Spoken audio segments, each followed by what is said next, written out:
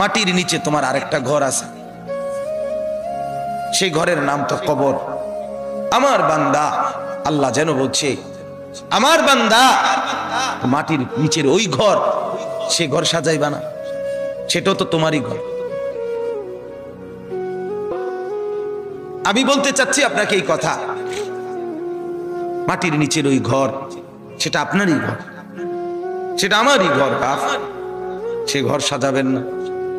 সে ঘরে এভাবে ভুলে গেলেন, এভাবে ভুলে গেলেন।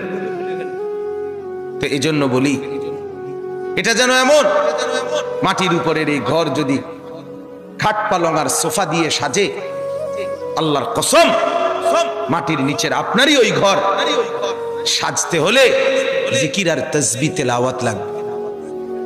এ ঘর সাজবে খাট পালং দিয়ে, ওই ঘর সাজবে জিকির তাসবিহ তেলাওয়াত দিয়ে,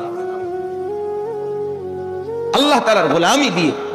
প্রতিটা সেজদা ওই ঘর সাজিয়ে দেবে, প্রতিটা জিকির ওই ঘর সাজিয়ে দেবে, প্রত্যেকটা বন্দেগী আপনার কবরের ঘর সাজিয়ে দেবে।